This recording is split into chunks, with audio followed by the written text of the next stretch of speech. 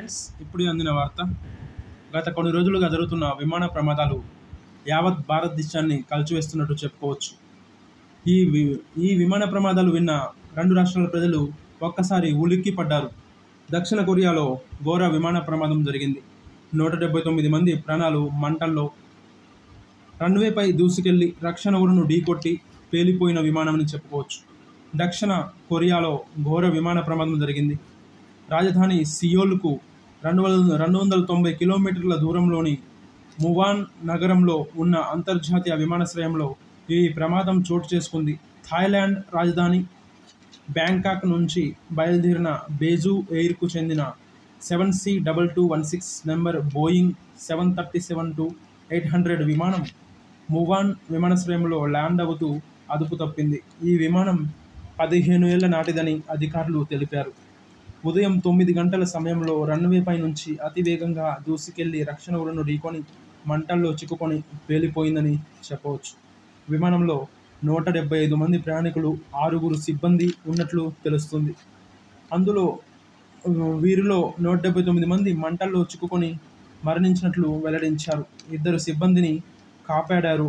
కానీ ప్రమాదానికి గల కారణాలపై వివిధ కోణాల్లో పరిశీలిస్తున్నట్లు తెలిపారు. విమానం ఇంజన్ను పక్షి ఢీకొనడం, ల్యాండింగ్ గేరులో సమస్య ఈ ప్రమాదానికి కారణమై ఉండొచ్చని అధికారులు పేర్కొంటున్నారు. ఈ విమానం అప్పటికే ల్యాండింగ్కు యత్నించి విఫలమైందని అధికారులు చెబుతున్నారు.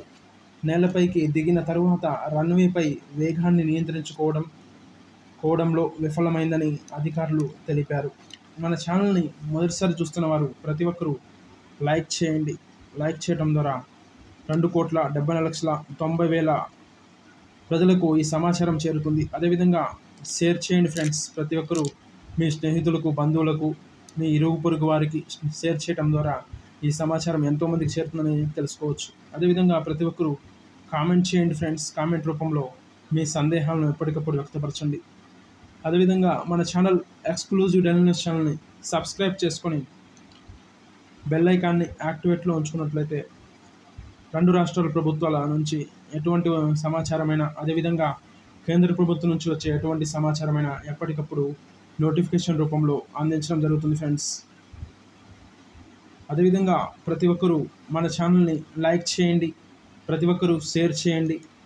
అదేవిధంగా మర్చిపోకుండా ఫ్రెండ్స్ అందరూ కూడా సబ్స్క్రైబ్ చేసుకొని మన ఛానల్ ఎక్స్క్లూజివ్ డైలీ న్యూస్ ఛానల్ని సబ్స్క్రైబ్ చేసుకొని బెల్ ఐకాన్ని యాక్టివేట్లో ఉంచుకున్నట్లయితే తెలంగాణ ప్రభుత్వం నుంచి కానీ, ఆంధ్రప్రదేశ్ ప్రభుత్వం నుంచి కానీ, కేంద్ర ప్రభుత్వం నుంచి కానీ వచ్చే ఎటువంటి సమాచారమైన నోటిఫికేషన్ రూపంలో తెలియపరచడం జరుగుతుంది.